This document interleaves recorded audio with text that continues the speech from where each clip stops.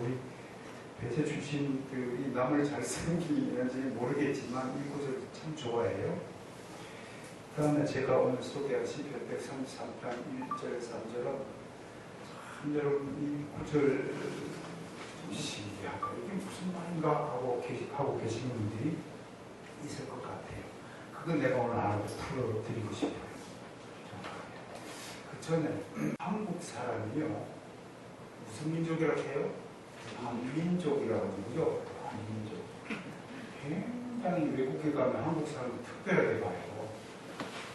특별하게 볼 때 우스갯소리가 있죠. 아침에도 그렇게 그랬는데, 외국에 미국의 선교사가 한국에 와가지고 조사를 하러 왔어. 선교를 해도 되냐고. hil동찬 곳이다. 여기 막 선교 복음 전도 바치다. 왜 그러냐 했더니 전부 모다를 하늘 쓰고 다닌다고, 가시라고. 여기 뭐 하나님 백성이라고.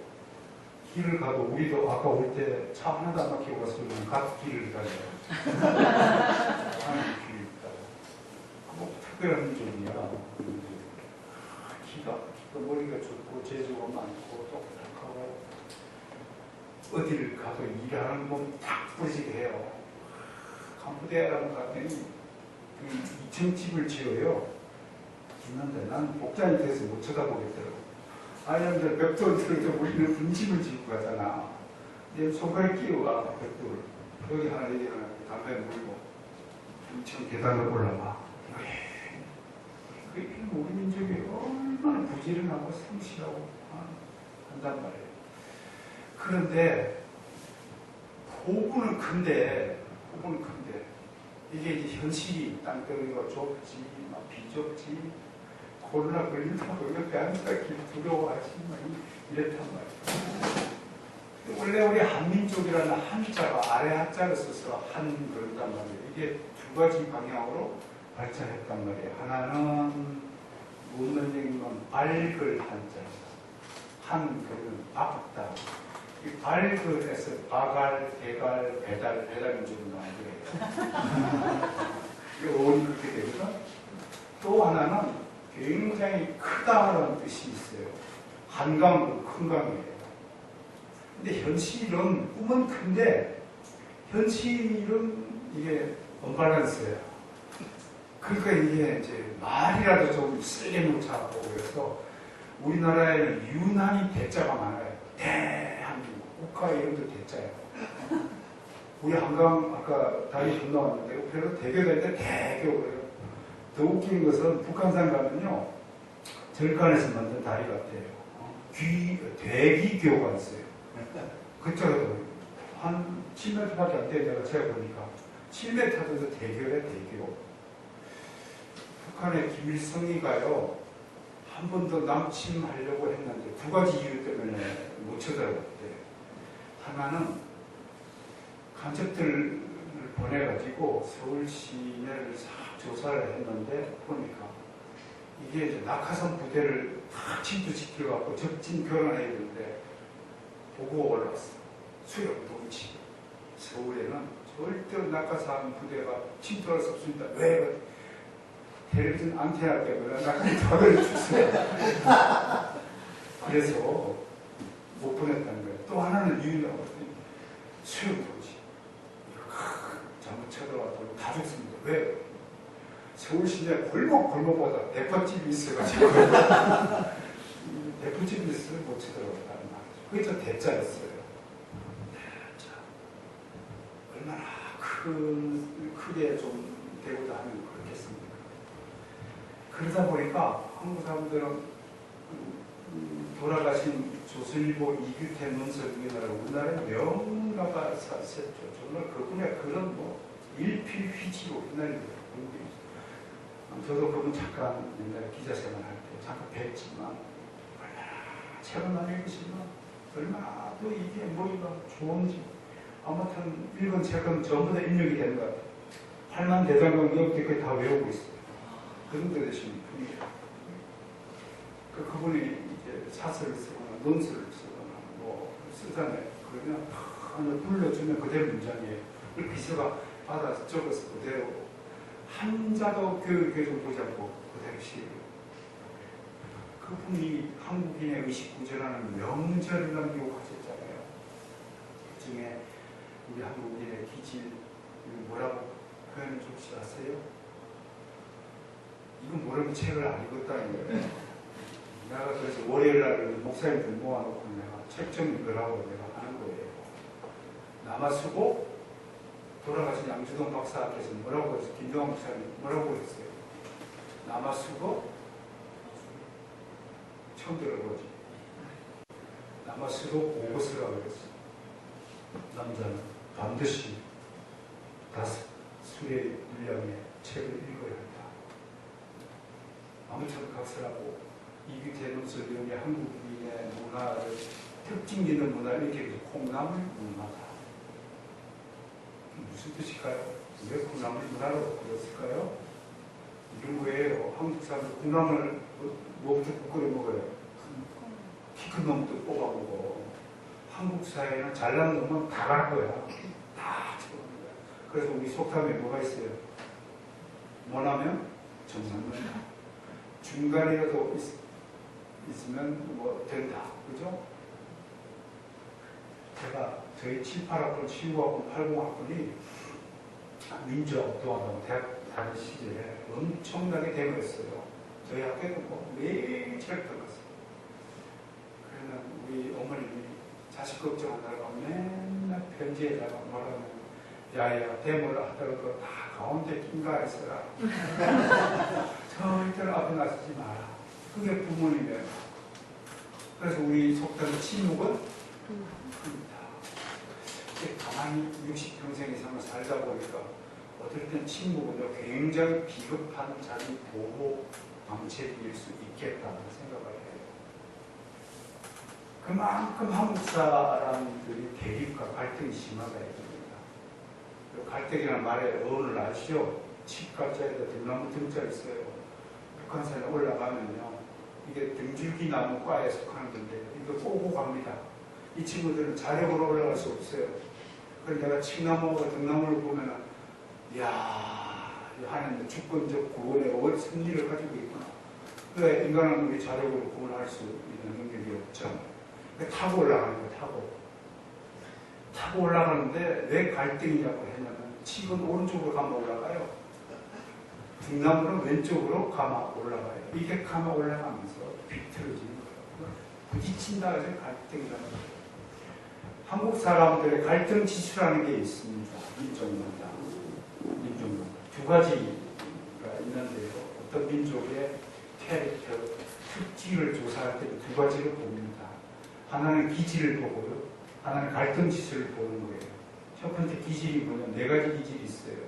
여러분들 자녀들도 오늘 이 얘기를 듣고 우리 자녀가, 우리 성도가, 내 와이프가, 내 남편이 어떤 기질을 소유한 사람인가 평소에 볼 필요가 있어요. 하나는 제일 좋은 기질은 아주 소프트 형이에요. 아주 부드럽고 온유하고 주님의 마음이 어떻게 한다고요? 내 마음은 온유하고 겸손한 스타일이에요. 최상의 기질이죠. 두 번째는요. 까탈력, 원어로 디크트. 까탈력 있어요. 굉장히 불만 많고 부정적이고 공격적이고 자극적이고 활동적이고 지배적이고 이런 스타일이에요. 세 번째는 slow to warm up 이라는 단어를 쓰는데 이거는 천천히 데워진다. 그러니까 좀 반응이 좀 느린.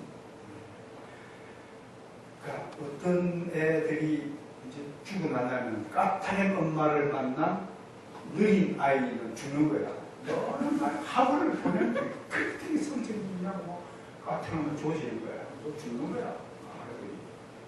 세 번째는 이 세 가지를 다 같은 믹스형이 있어요. 혼합형이 있어요. 저 같은 경우가 믹스형이에요. 다 같았어요. 제가 까탈 부릴 때 만난 사람은 저를 이미지를 나쁘게 보고 성령이 조금 역사하는 때에만 나면 야 그렇지. 정말 훌륭하다. 또 믹스형일 때는 저거는 주대로 이럴 때는 이랬다. 저럴 때는 저랬다. 그렇게 되는 거예요. 그런데 전 세계적으로요. 까타량은 전 세계적으로 평균적으로 10%에서 15% 전주한대. 근데 신기하게 우리 한민족만 30%, 32%까지 전주한대. 우리나라 민족만 까타량이 그렇게 많대. 전 사회적으로 까타량이 15%, 20%만 넘어가도 그 사회는 온전할 수가 없대. 그러니까 지금 우리는요, 아주 대단히 특별하고 비정상적인 사회 속에서 우리가 살고 있는 거예요. 이게 보통 민족이 아니에요. 외국 같으면 까타량이 30%가 점령한다고 못 사는 거예요. 여러분 차 10대가 지나가는데 세 놈이 까타량이가 칩시다. 그 차가, 그 도로가 온전할 수 있겠습니까? 뒷다 세우고 싸울 텐데 역사를 잡고 이런 게 하나 있단 말이에요. 여러분, 그 한민족이 우리가 이렇게 갈등하는 이유가 독특한 기질이라고 하는데 어떤 분석자는 그래요. 그게 기질 때문에 그런 게 아니라 우리 환경 때문에 그렇다. 그렇게 생각을 하는 겁니다. 아무쪼록 저희 교회도 뭐 이만한 규모밖에 안 되지만 작은 교회일수록 제가 염려스러운 것은 작은 교회 사람들이 훨씬 더 마음을 많이 다친다 말들이 있어요. 개척교회를 하다 보면 사모님하고 목사님이 제일 많이 다툴 거예요. 두 부부는 정말로 언어와 겸손으로 무장하시고 아름다운 기재의 소유자라서 싸우지 않을 줄로 내가 예상을 하지만 그래도 혹시 싸움이 나더라도 이건 우리 못된 기질 탓이 아니라 환경 탓이구나 그렇게 생각을 하면 좀 여유가 있지 않을까 싶습니다. 시간 관계상 더 찌끄리면 피곤할 것 같고 빨리 본론으로 들어가서 본문 강의를 빨리 하도록 하겠습니다. 아무튼 한국 사회는 1인자가 되기 위한 전쟁터다 이런 말을 해요. 그래서 오케스트라 단원에서 제일 구하기 힘든 연주자가 제2 바이올리스트다 하는 말이 있어요. 네, 전부 제1 바이올을 연주하고 자기가 두각을 나타내고 싶잖아요. 그런데 여러분 가만히 보세요. 어떤 TV 방송에 마이웨이라는 프로그램이 있더군요. 거기에 출연하는 사람들의 특징이 뭔 걸 가만히 보면 저도 잘 모르는 분들이 출연을 많이 해요. 뭐 어떤 연예인이라고 하는데 가수라고 하는데 잘 몰라요. 근데 대부분 그분들의 삶의 특징이 뭐냐면 조연이에요. 주연급이 아니에요.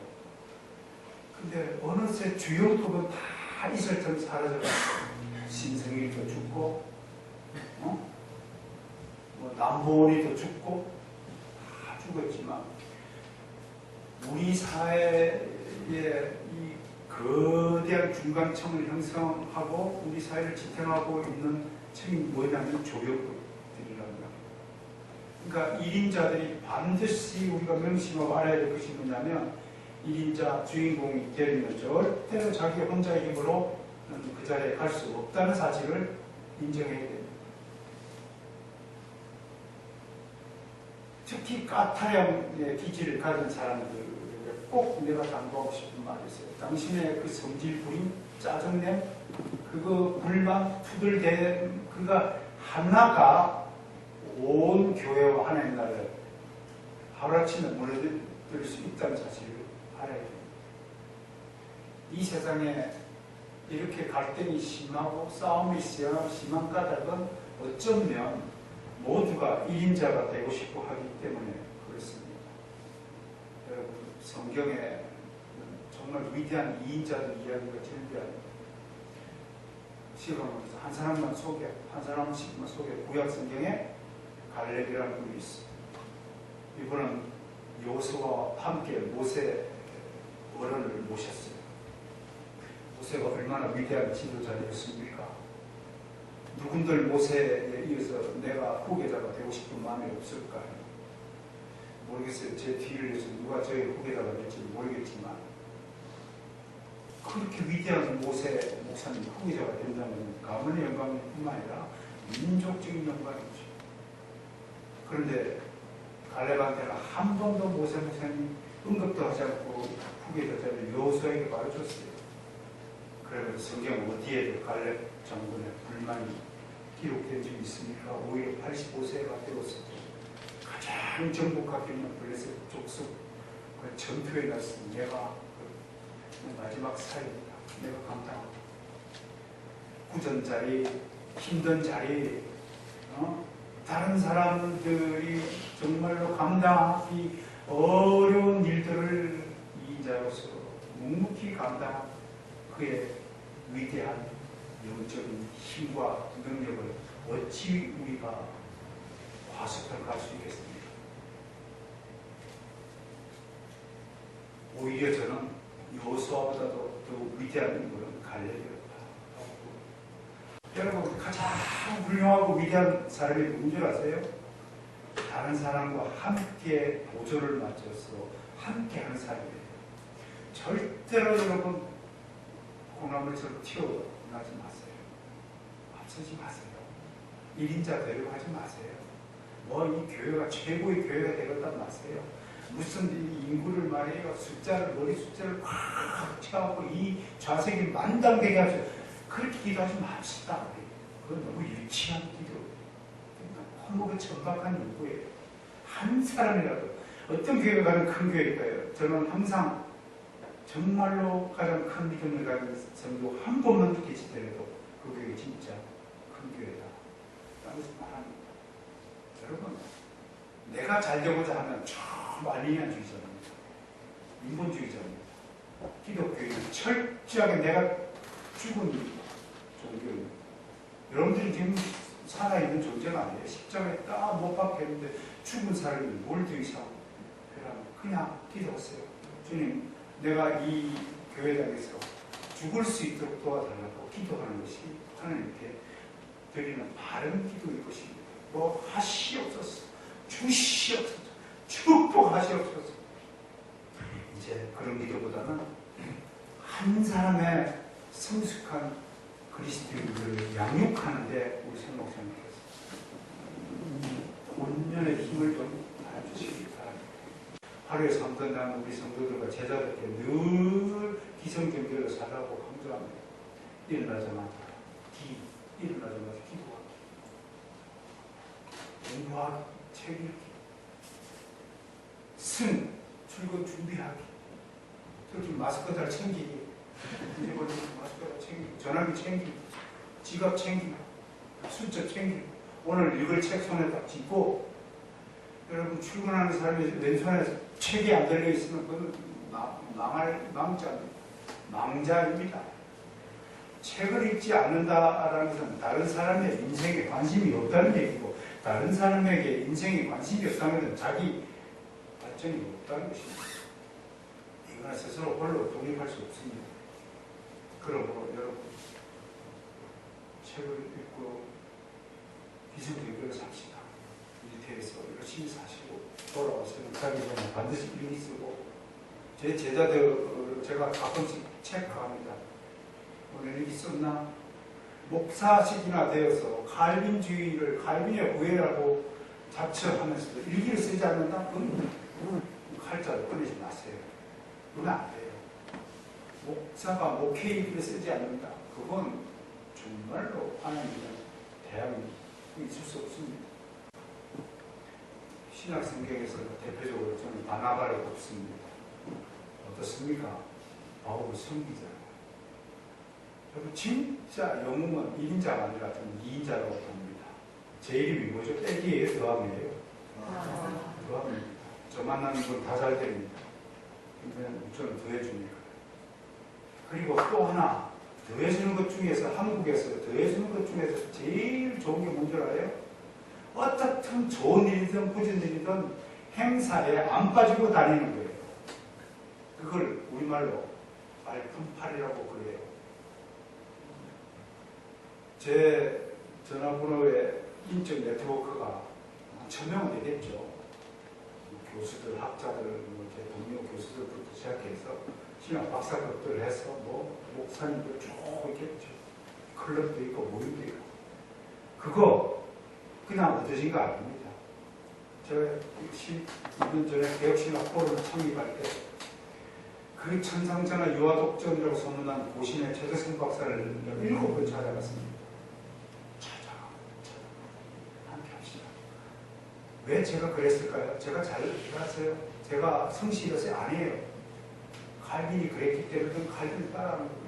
여러분, 칼빈이 우리가 829통 편지를 남기셨어요. 1200여 설교를 남겼어요. 기독교 강령에 위대한 것을 썼어요. 여러분, 칼빈의 편지를 읽어봤어요. 그러니까 얼마나 주의 백성들을 사랑했는지. 그 사랑함이 가만히 그 자리에 앉아서 섬김 없이 입으로만 말로만 그랬을까요? 절대로 아닙니다. 이탈리아까지 여행 다니면서 유럽 전부를 여행해서 오히려 사도 바울보다도 훨씬 더 먼 거리를 여행한 사람이 칼빈입니다. 저는 칼빈처럼 우리 형제자들을 사랑하고 싶어서 찾아다니는 겁니다. 그러니 여기 이 교회 봉사하는데 한 번도 안 온 분들 회개하세요. 지금이라도 못지라도 한 번 하고 가세요. 그게 여러분들이 믿는 신앙의 참된 본질이 우리가 것입니다. 그 신성입니다. 하나님을 사랑하고 여기서 멤버를 사랑하다, 여기서 두 가지 큰 계명이 있다 라고 주님이 말씀하신 것을 기억합시다. 오늘 다시 한번 우리가 다른 사람을 섬기는 일이 얼마나 위대한 일인가. 우리가 이인자로서 빛남 없이 이름 없이 빛도 없이 감사하며 섬기리라. 이 찬양이 얼마나 위대한 찬양인가를 생각해야 됩니다. 자, 숨은 곳에서 남들이 알아주지도 않은 일을 조용히 하면서 남을 섬기는 일이 쉬운 일이 아닙니다. 오죽했으면 주님이 오늘 마태복음에 그들을 통해서 그보다 남을 섬기라고 그랬습니까? 남을 잘 섬기는 것을 편기시작 교회가 되길 원합니다. 사모님 오늘 과일 그 따먹은 굿 아이디어라고 써놓을게요. 섬김에도 기술이 필요하다라는 얘기입니다. 자, 오늘 마지막으로 본문 바로 넘어갑시다. 하나님의 비유는 어떨 때는 경탄을 금할 못할 때가 많습니다. 오늘 소개 시편 133편의 비유의 말씀도 마찬가지입니다. 형제가 모여 동거함과 연합하고 아론의 수염에 비유하다니 이 얼마나 신기한 발상입니까?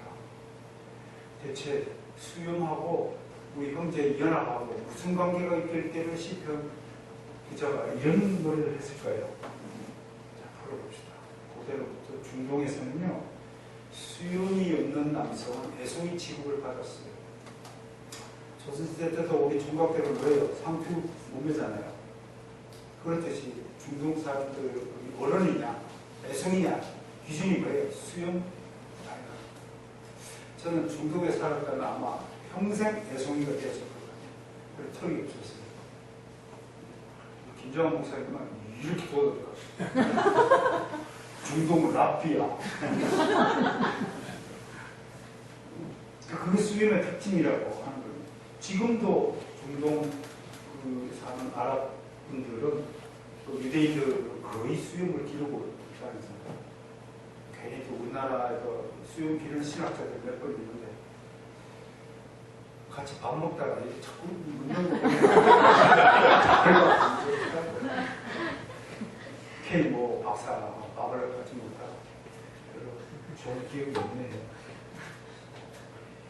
수염이 적으면 수치의 대상으로 여겼대요. 그래서 수염이 이들의 자존심의 상징이라네요. 한편으로는 반대로 수염이 풍성하다는 것은 풍성 부귀와 존귀한 상징이라고 그래요. 일부 수염을 기른다고 하는 거예요.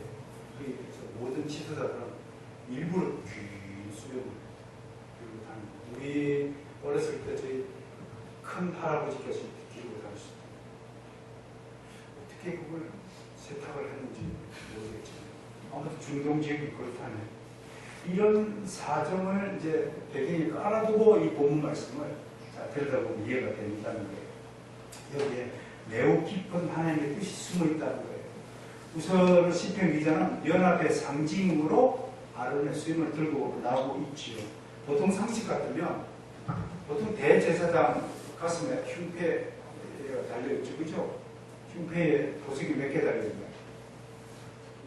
12개 뭘 상징하나요? 11과 상징해요. 그래서 이게 달고 다니는 거 대지에다 가서 다는 거란 말이에요. 그게 야곱의 우선 12지파 이스라엘의 상징이요.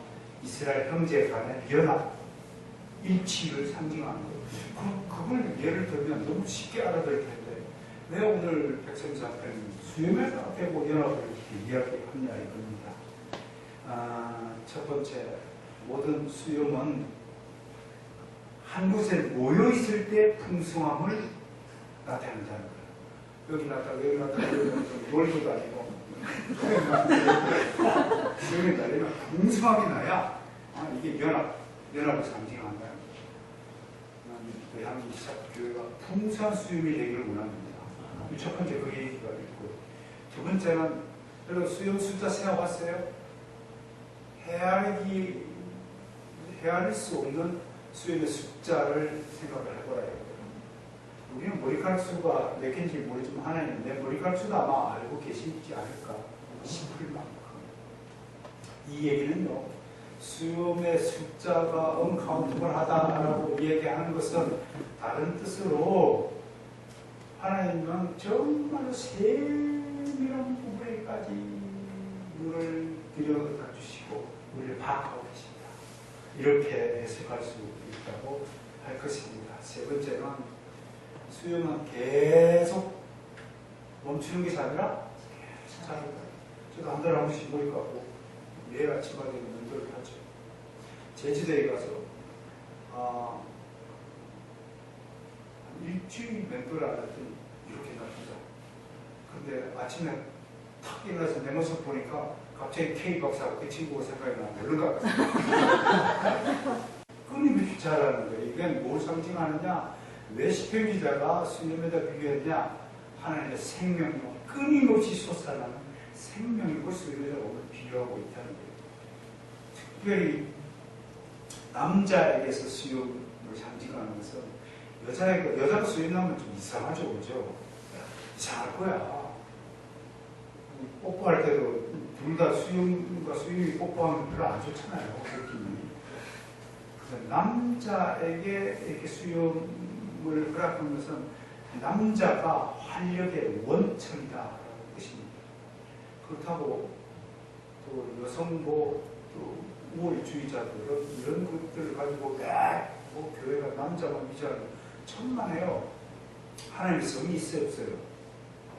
없잖아요. 그런데 하나님에게는 남성과 여성이 안에 속성으로 포함되어 있잖아요. 그렇죠? 포함되어 있잖아요. 천국 가면 남자와 여자의 구분이 있어요, 없어요? 없어요. 그런데 지금 여기서 남자와 여자가 나타났죠. 이제 그걸 철학적으로 뭐라고 그래요? 남자와 여자는 현상이고 남자와 여자의 속성이 하나로 된 것은 본질이다. 그걸 플라톤은 이데아라고 본 거예요. 그걸 라이프 니츠는 그걸 모나드라고 본 거예요. 남자로. 그 차이뿐이 같은 이야기거든요. 그러면 이게 뭐냐면 수염이 낮다라고 하는 것은 이 가정에, 이 교회에 발전의 책임, 부흥의 책임이 누구에게 있느냐? 그 남성에게 있다라고 좀 얘기하는 거예요. 바깥 활동을 하는 분에게 있다라는 것을 이야기하는 거예요. 하나님은 우리가 인간을 흙으로 만들어 놓고 뭘 불어넣었어요? 생기. 히브리어로 제가 한번 말한 적 있죠?